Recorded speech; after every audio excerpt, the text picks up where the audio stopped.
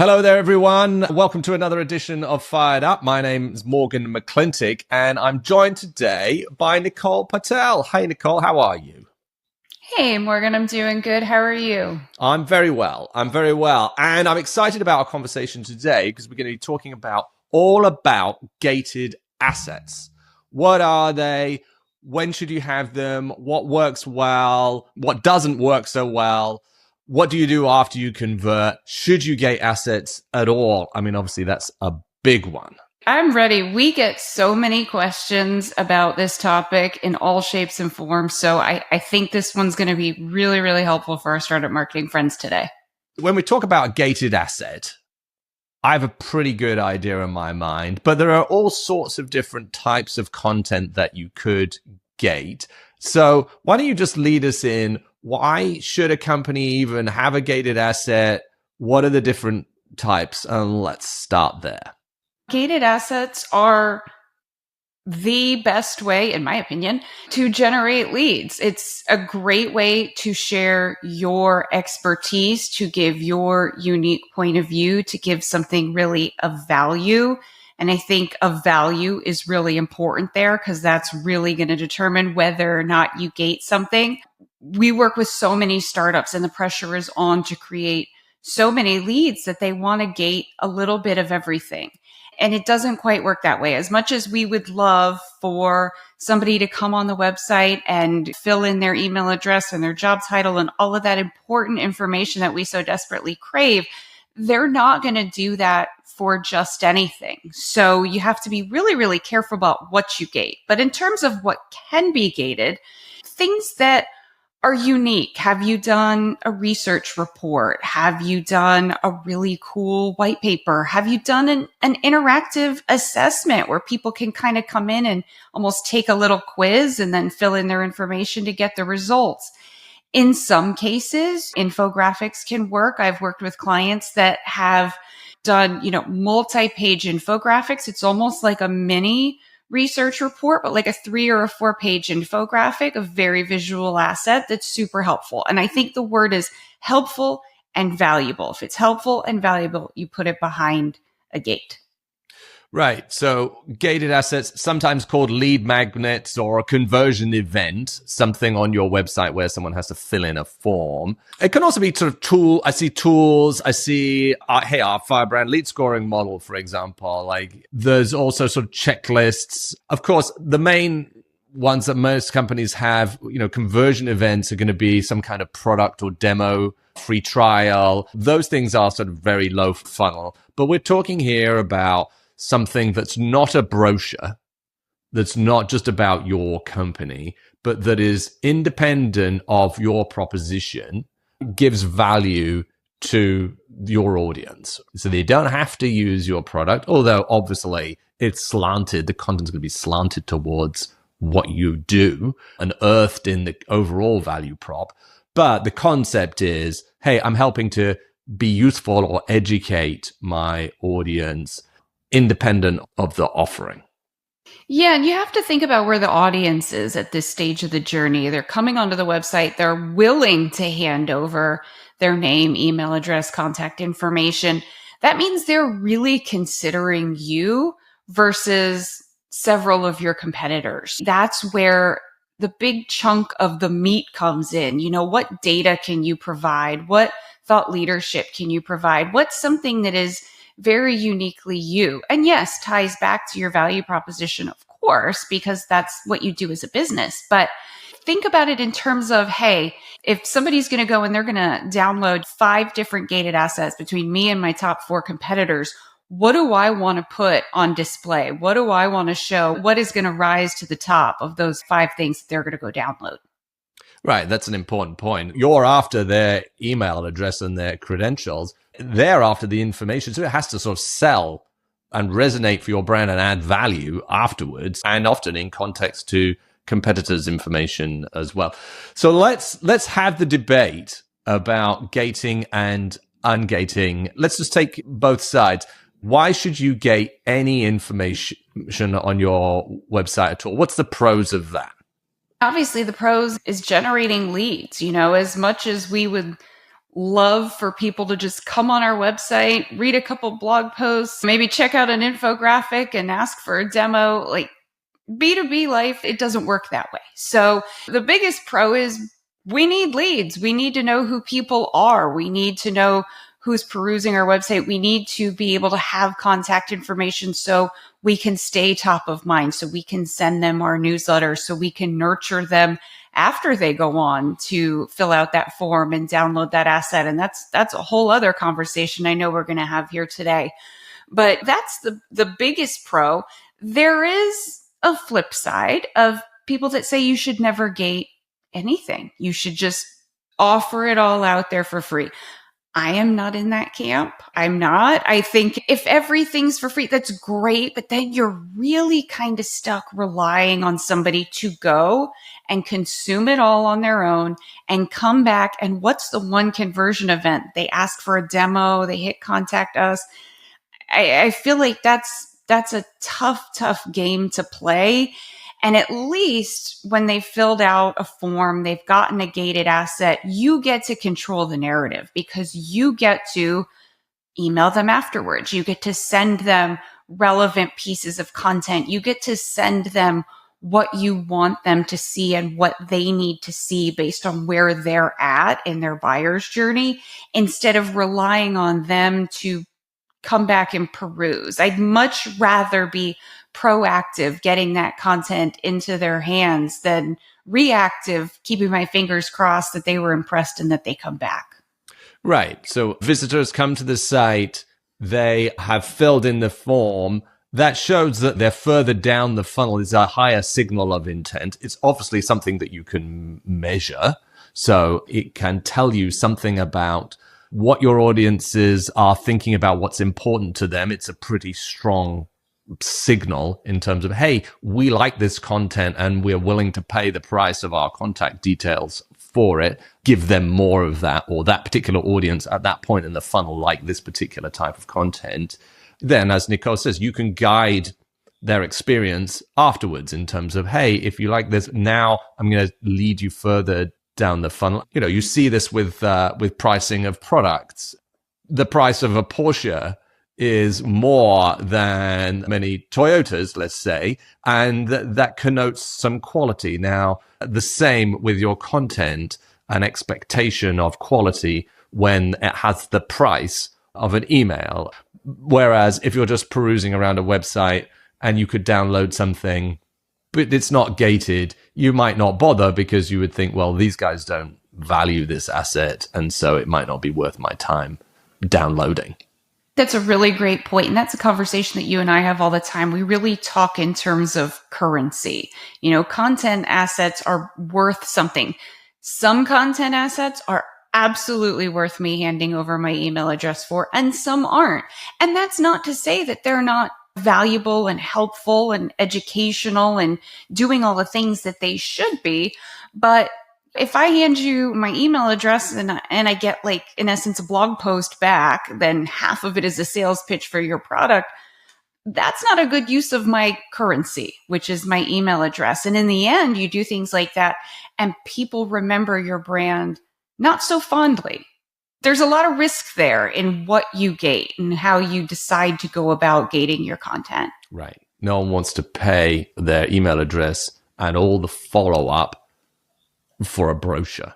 Let's sort of red team the ungated argument then. So there's an argument to say all content wants to be free and it should sort of find its audience that way naturally, and you should remove every impediment to it finding its audience, which I buy. I think at the top level, I think that makes perfect sense. But why wouldn't I gate content? I think you wouldn't gate content because you just want to get as many eyeballs on it as possible. And again, it's a very strategic thing. We're not just talking about a super deep research report here. We're talking about other things. You know, for example, a case study. I want as many people to see a case study as possible. I would never say to gate that because I don't want there to be an impediment there. I want somebody to come on the website and be able to go to my case study section and look at all of the different ways that I have generated impact for my clients. There's definitely times when you shouldn't, or, product one pagers, company brochures, like those should not be gated. They're not a good use of currency. And you want as many people to look at those as possible, especially for the people who maybe aren't ready to hand over an email address to anyone just yet, but they're getting a look at what you have to offer. So you really have to think about, okay, what is this? Is it worth somebody's email address? And even if I think it is worth somebody's email address, do I want there to be an impediment to this? Or do I just want it to get out to as many people as possible? So those are kind of the three things you really need to ask yourself. If you can get that information elsewhere, then there's no point in gating it. For example, we have a guide for startups about how to measure PR. There is a whole industry around PR measurement. Firebrand is not the sort of unique source for that information, but we've done some work on consolidating it and framing it for startups, which is very different than if you were United Airlines and measuring your brand there. But look, you could go out and find that information yourself. You probably have, if you're in this space, your own opinion. So we didn't gate that. We've made it nice and easy. We've got our own framework. There's a lot of value add to that. We want you to know that we have a way of measuring PR and that we've thought about it. But I'm not trying to gather leads through that because it feels like we're holding back information that's widely available. So there would be an example of not gating it. And an advantage of not gating that kind of thing is that you get SEO value from it. Documents behind a gate, let's say they're often a PDF if they're an ebook. PDFs are totally indexable. But if they're behind a form, you're not going to get them indexed. You, in fact, deliberately try not to index them, right? Because otherwise people can just Google it and go around the back and find that end asset. So there is value in ungating content for SEO because people can, then you can drive more organic traffic. And the concept is, hey, if you've given it to people and you've been generous with your knowledge, which I genuinely think brands should lean towards, then your audience will remember you and that will build trust and value. And then when, what's the law, 95% of people are not in the market at any one time, when they are part of the 5% in the market, they'll remember you, or at least they'll have some positive brand perception, and that will then earth into buyer intent down the line. So that's the primary concept here. And I think it works if you are a later stage, a public company or a later stage startup that has a recognizable brand and that is not necessarily reliant on trying to get as many leads for their BDRs to follow up with as possible. What they're trying to do is educate the market and move people down, and perhaps they have a sophisticated ABM motion and they have other ways of measuring influence down the funnel that is not predicated on a form fill and a lead nurture, but is part of an ABM engagement minutes, perhaps using demand base. Okay, I can see if you're engaged. I can justify the expense of creating this content based on the engagement minutes that I've had with these major companies. I don't need to form fill if I'm trying to sell to, I don't know, Verizon. I know who I'm trying to sell to. I'm trying to get their attention. So I'm not trying to fill in a form. I'm trying to engage them. That makes perfect sense to ungate it, to remove every impediment between my brand and their brain. I think that's the logic. So when you see the argument for all information needs to be free, it tends to come from later stage companies with an established brand, other mechanisms for generating lead gen events, what have you, where the content play here is more about influencing than and educating than conversion. Exactly. And I'm so glad you brought up the SEO side of it, because that's something that you really do have to consider, because yes, you want to be known for this really cool thing, but it's behind a gate and Google has no idea that it exists. And so there is a strategy that can go along with that. We worked recently with one of our cybersecurity clients. They did this giant ebook on compliance and regulatory issues from around the world. It was a huge piece of information. Yes, it was stuff that if you dug around the internet, you could absolutely find, but you weren't going to find it all in one spot. And we said, okay, well, this is obviously valuable enough to be gated, but we want to be known for cybersecurity compliance. And the terms associated with that brought in our digital team and said, okay, what can we do? We don't want to ungate this. We know the landing page itself is not going to rank. It's not meaty enough. And we came up with like a pillar and cluster strategy for SEO that built on it. And then all of those SEO optimized pieces of content drove to the landing page where you could take that SEO traffic, take your traffic, get optimized, give them a chunk of the information, and then say, okay, if you want to dig into this more, go download this giant ebook with all the information. So that's a really, really good point about SEO, because it is a big part that you're going to be missing if you gate everything. Right. And so obviously do search optimize the landing page. It's going to be short. It has to be short because it's a squeeze page. It needs to be short. Yeah. Yep. But you can cluster content around it to show signal to Google that this is an important ranking page on this. And if it's a very specific topic that your asset is about, you stand a pretty good chance of ranking for some long-tailed content around that using that strategy. And we've seen a lot of organic search-driven conversions come from that because people are leaning in, they're researching the topic, up pops your asset. This is great if it's very specific for a specific audience. That works very well. You reminded me there, you mentioned actually shouldn't gate case studies. And I completely agree with that. Most brands would pay to have their audience read their case studies. But there are some instances where the case studies are really detailed. They give away some secret source, if you like. Maybe the customer has shared some, ROI metrics in there, and you maybe don't want them to be easy to be found. And so I've seen instances where brands have gated their case studies, maybe their signature case study, right? Because we're a small company and we've got a hero customer. And we did it as an experiment, but they did convert because they had a compelling brand and it was in an interesting space. And we could signal that the case study had all these metrics in there, and therefore others in the space really down funnel, because a case study is pretty down funnel. If I'm about to buy and I'm thinking, should I use this tool or not?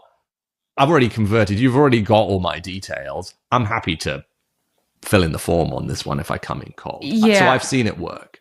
It can work. And we've done assets precisely like that where it has worked. I think the traditional, what we think of challenge, solution, results, where it fits into 3 or 4 paragraphs, don't gate that. But if you've got, Apple as one of your clients, people will hand over their information to see what Apple's doing. Or if you've taken some case studies and put them together and said, these 3 companies saw this kind of ROI, they saw this jump in this metric, they saw this much incremental revenue, something like that. Here's what they each did in common, and here's how we help them do that. That's a very valuable asset, because you're not just saying like, hey, we solved a problem for this company and they did this. It's like, no, there's a pattern here, and we can prove that this works at a deeper level, at a broader level. And it gets a lot more in depth than just the challenge, solution, results type of case study. Yeah, that's nice. You're sort of synthesizing a number of cases and drawing out some lessons. I like that. So on that topic, actually, what makes a good gated asset? How do I know it's worth the investment? What kinds of things have we seen perform well? We have seen a lot of data-driven pieces perform well. We've seen them perform well from a PR perspective. We did our own gated asset about data-driven PR. It works very, very well. People like to feel like they're in the know, that they're exclusive, that they're part of a group, that they're special enough to know something. If you've gone out and you've done some independent research, even just a small study, that's something very valuable that can be gated, something like that. So the more data, the better. We've seen stuff work well, how-tos, like, how do I do this? I need to adopt AI in my enterprise and I don't know how to do that. How do I do that? We've seen how-tos work very, very, very well. In fact, for one customer, we even instituted these gated best practice guides that we say are kind of middle funnel, but kind of bottom funnel, because they've already seen how the solution works. It's like, okay, I see what your solution is. How do I roll this out at my own company?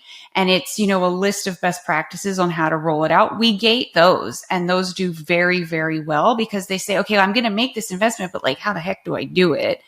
And we've seen stuff like that roll out. So the more unique, the better. And you don't have to go out and spend $20,000 on research. Like, don't think that at all. There's all kinds of things that you can do to be unique without spending a ton of money and be valuable. Yeah.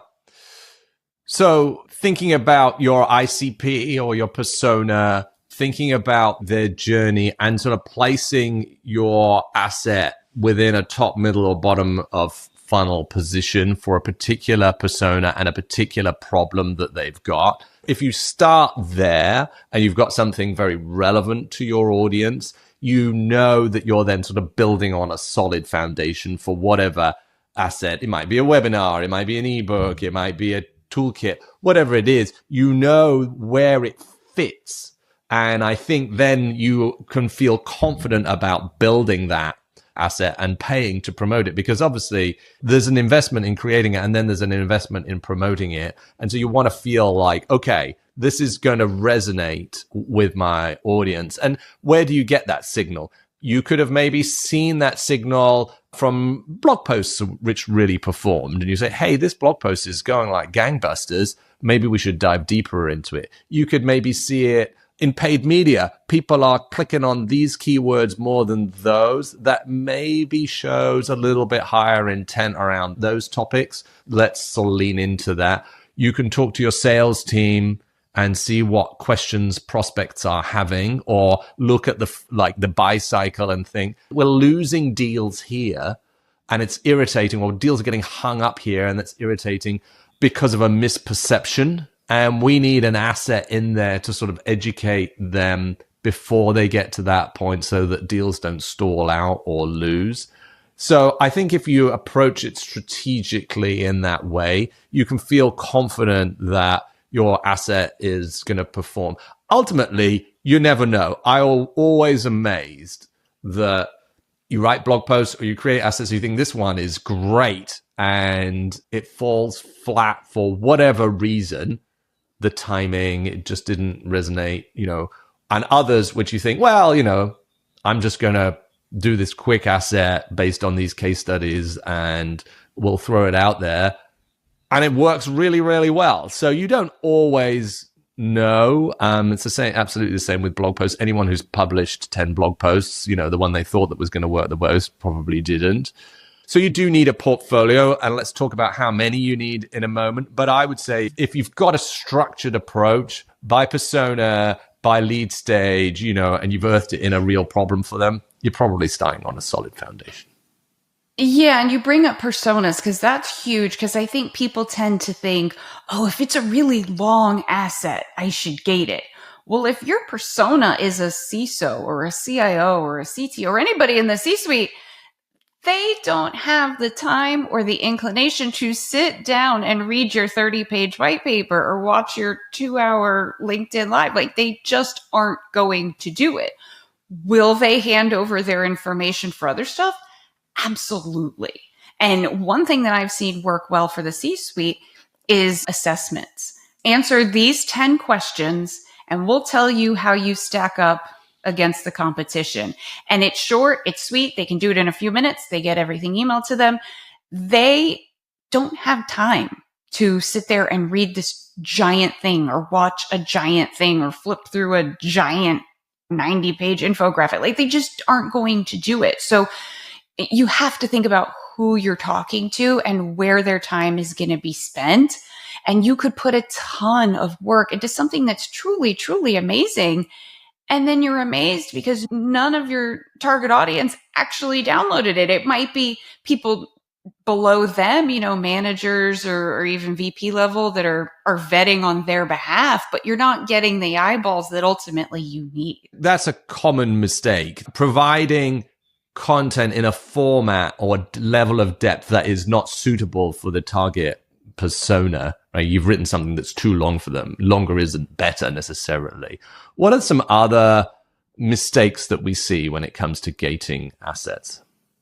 I think one mistake that I see is you have a landing page that positions something as very educational, very insightful, and it's educational and insightful for like a page. And then like the other 5 pages of the asset are about your product or your service or what you've done and all of these things. And I think that it drives me batty. It drives everybody batty because it's like, oh, this was like a very cleverly disguised sales pitch. And everybody kind of gets like the heebie jeebies when that happens. Cause it's like, oh God. And now they have my email address and now they're going to start emailing me all the time. So that's a big mistake. Another big mistake that we often have to rein our own clients in on is because they're so eager. They have so many goals to hit and they're so resource constrained that when a lead comes in, they want to just pounce on it. And a huge mistake is, having a salesperson call the moment somebody fills out a form. It is, 1, it's annoying. 2, it's creepy. I feel like, a big brother kind of thing is happening here. But it's like, I always say, it's like you go on a first date and you're like, hey, should we have like chicken or fish at our wedding? Like, it's just not the right time for that conversation. It's like, I downloaded an ebook. Like, I'm not ready to have this. I'm doing my due diligence. Like, please don't talk to me. And there's a lot of times where I've done that and I get a phone call immediately or an email immediately. And I'm like, never mind. I'll just move on. And I'm a big believer. Don't ask them for their phone number. Don't do it because people are going to just run screaming. Nobody wants their phone ringing in 5 minutes or even in a week after you've downloaded something. So unless you have a really, really, really good reason to need somebody's phone number, please don't ask them for it. Right. I mean, that is critical.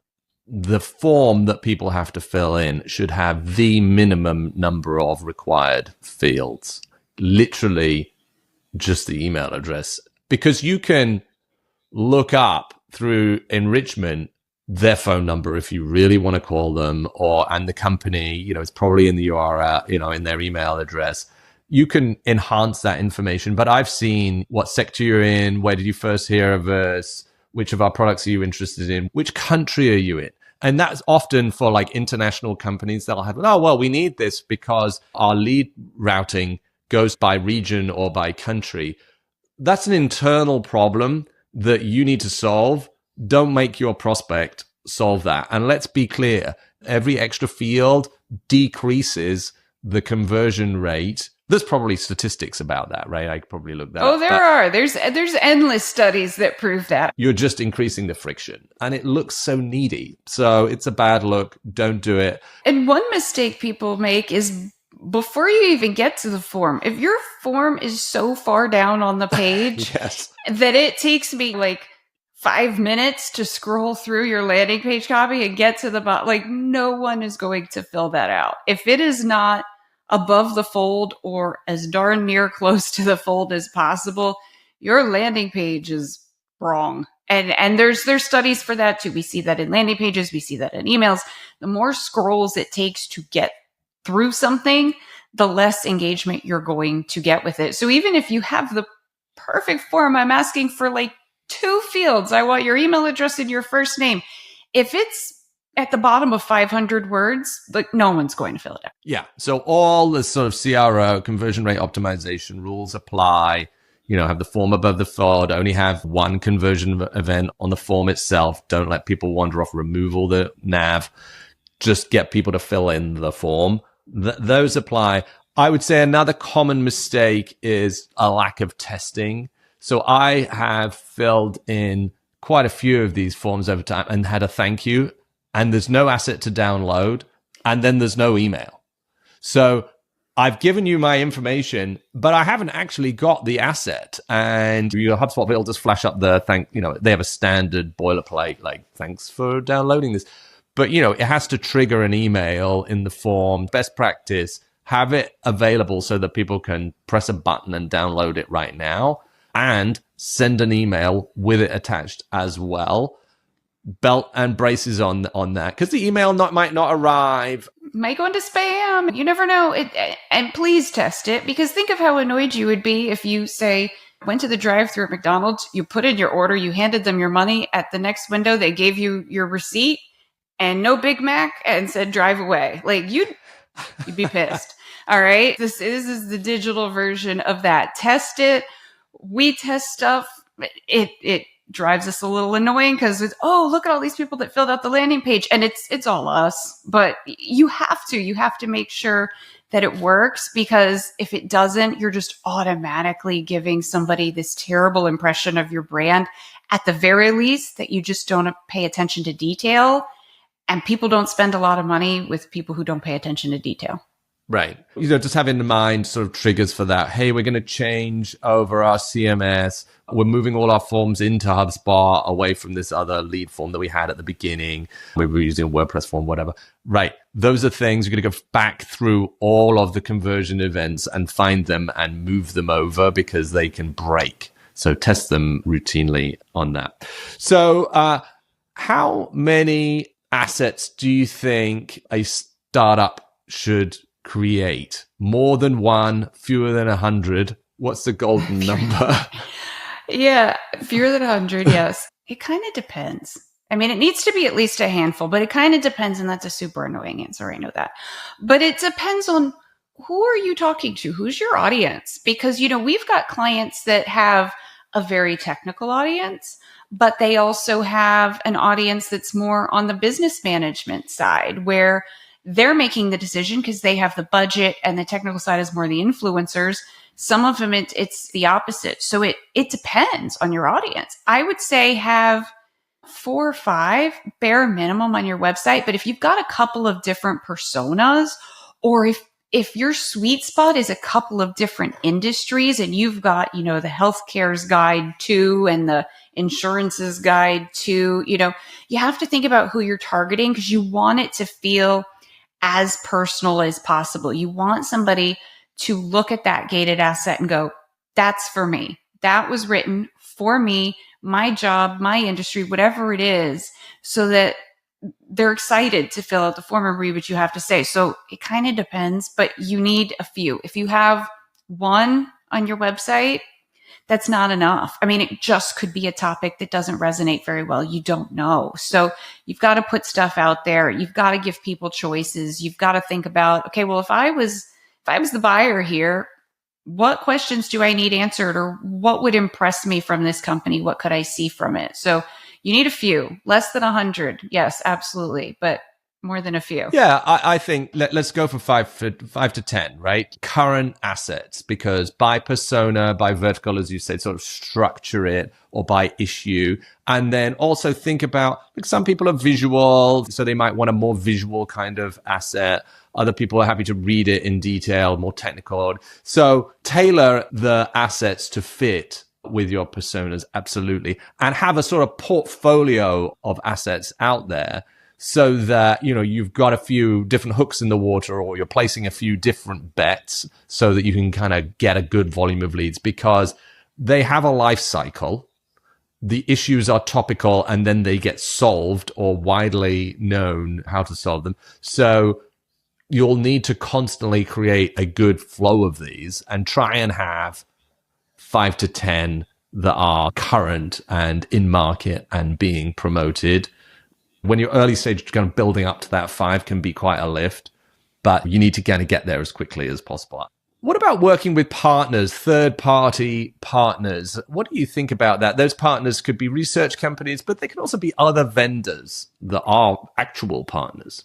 I think it can definitely work depending on who the partner is. Maybe you're working with a partner who has a little bit more money that can invest in some research that you may not have been able to invest in all by yourself. Or maybe it's a partner that's got some brand awareness that you don't have yet, so you kind of can ride their coattails. Or maybe it's a tech partner of yours that you've created a really cool joint solution together and you want to get that out into the world. I think it can really work. And you also double your promotional efforts. You've got 2 email lists to send to, 2 advertising budgets to go on. It amplifies everything. So it can definitely work. Now, it shouldn't be every single asset that you have. You want people to know that you independently have thoughts and things to share and a perspective, but it can definitely absolutely work.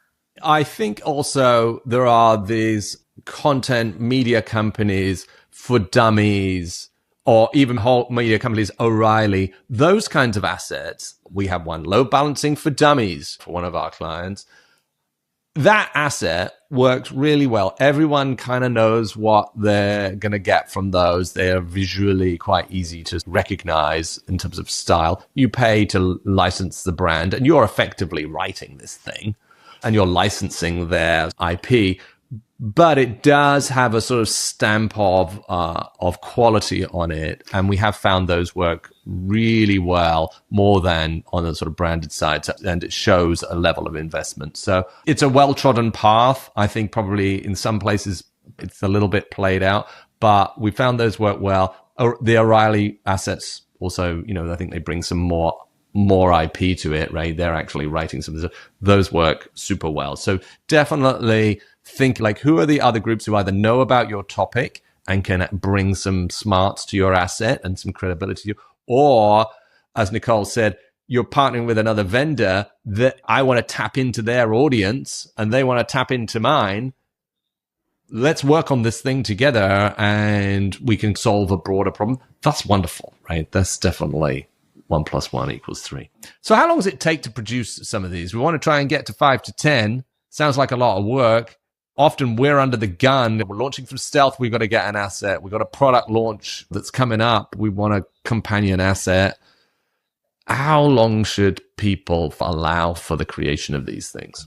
If I had $1 for every time somebody asked us that when we're pitching a proposal, I would be a very rich woman, because it is probably the most common question we get. And for good reason. Time is money. We need leads. We need money. We need to do all of these things. It depends on how meaty the asset is. I would say full speed ahead if you've got a plan and a strategy, and it's not going to take a ton of research or some massive design or custom illustrations. 4 to 5 weeks, I think, would be bare minimum. Could you cut that down with, say, a multi-page infographic, so to speak? Could you get that into market in 3 weeks? Maybe you could. Mm-hmm. I think the point is that you don't want to rush it. If it takes 6 or 7 weeks instead of 5, but you got it right, give it the extra week or 2. And everybody's in such a hurry to get it out. But there's a lot also that's going on behind the scenes while you're creating that asset. You're thinking about, okay, well, what is the derivative content strategy that's going to go with this? What blog posts are we going to write based on this? What email nurture are we going to put out to everybody who downloads this?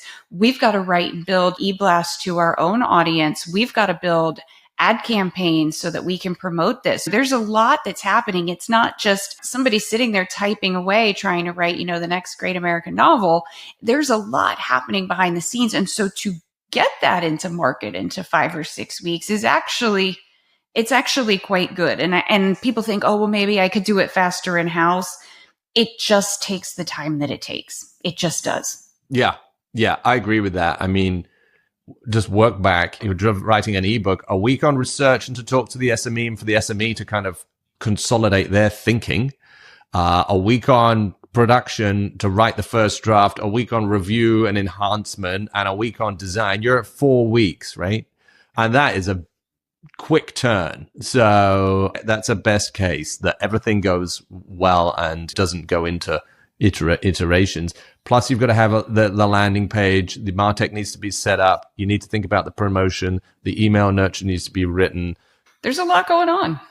And what I say is, if, my rule of thumb is, if we're going to create a long form asset, there has to be an outline that goes along with it, for no other reason that it's a lot easier to edit an outline than it is to edit an entire ebook. And so I want to know, with our clients, we sit down, okay, hey, Smee, we had this conversation. Here's what we're thinking this is going to look like. Here's an outline.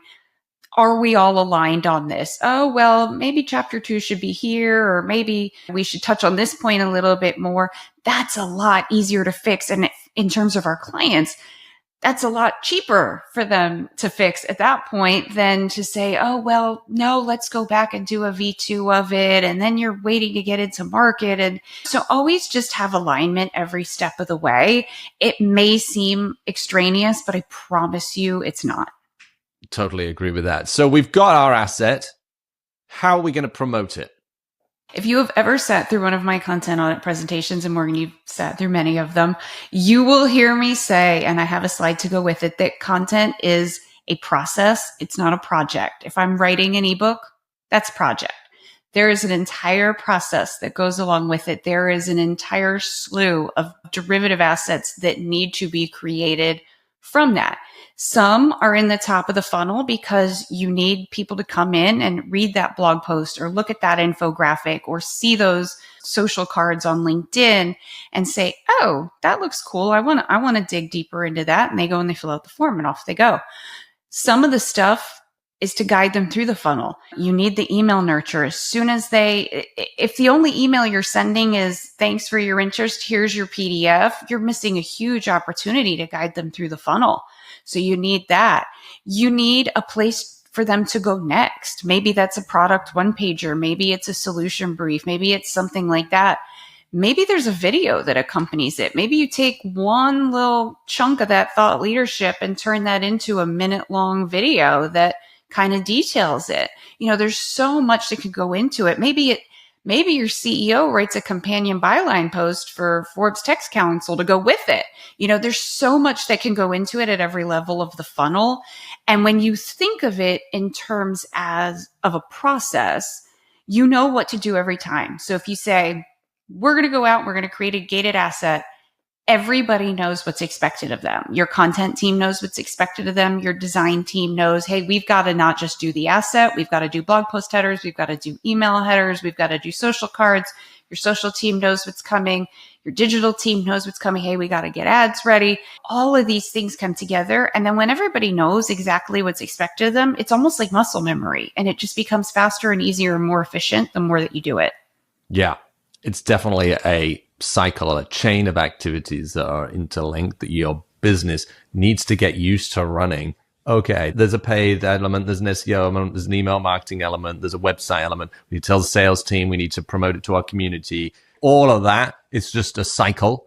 And the faster that cycle can go and the more integrated that, the more leads you're going to generate. So you touched on a little bit what happens after they convert, but just to be clear, what doesn't happen is a BDR calls the prospect, but there is some kind of email nurture.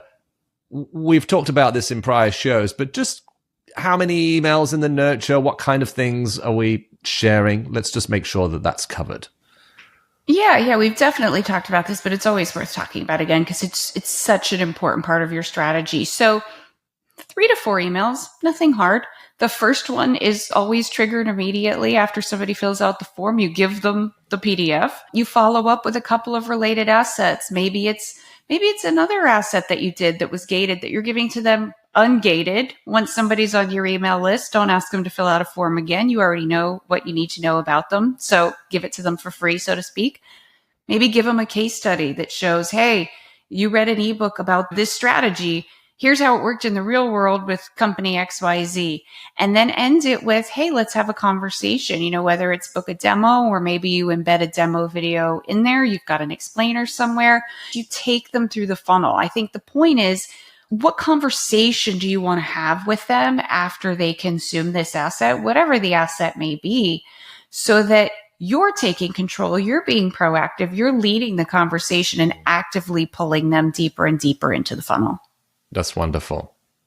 So just as we wrap here, Nicole, what final advice would you have when it comes to creating gated assets? Do it. You have to do it. It's hard. You have to do it. Make it your New Year's resolution. If you have to do it. Don't try to fit like a square peg into a round hole. Gate something that is genuinely worth it. It may seem hard. It may seem time consuming. It may seem like the last thing you have time to do with everything on your to-do list, but it is so important. It makes you a thought leader. It attracts people to your brand. It generates leads. It starts conversations. It does so incredibly much. So go do it. And if you don't get it perfect the first time, that's okay too. You'll get better at it. Yeah, I think that's great advice. And like I mentioned earlier, I think of it as a bit of a portfolio. So, it is an investment, right? In the brand, in the demand generation exercise.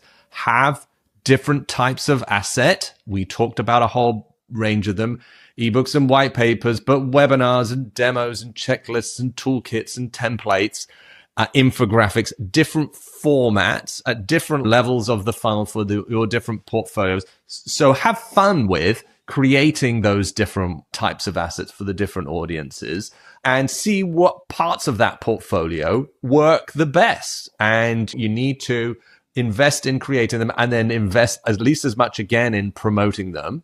And that will give you a good flow of leads from across your different ICPs and different stages of the funnel. And also, these things have a life cycle, right? They're going to age out. So we're talking about gating them now, but in the future, you can feel free to ungate them, right? This thing has stopped performing. There's probably a long tail of search and other people who might want to get access to it. So just take that form off. We're not relying on it anymore because I've got other gated assets in my portfolio now that I'm relying on to convert, but I can still squeeze some more value out of this one.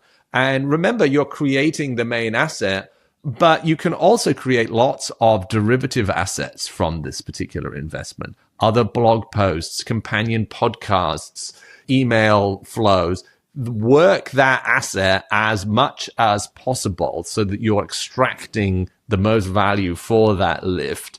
And you're going to get a lot more return out of it. It's not a sort of one and done. I've thrown up an ebook and it's got to download and then that's that. There's a lot more that you can do with it. Can you change this ebook into an infographic? And then can you make a video from it? I think this is part of the creativity and the fun of this. And you'll see what resonates with your audience. And then you can do more of it. And you feel more confident about creating more assets in the future once you've seen that. Yep, totally agree. Wonderful. So, Nicole, thanks for taking the time to sort of unpack everything about gated assets here. It's a critical part of demand gen and content marketing for startups. And so I appreciate you taking the time. And thanks to you all for listening here. And just before you go, we really appreciate it if you like this, if you go on and subscribe and write us a nice review that helps others find us, or comment if you're watching us on YouTube, comment on it down below. That helps with discovery. And we just love to hear from you. So thank you very much for your time. I hope you found this useful and we'll see you all again next week.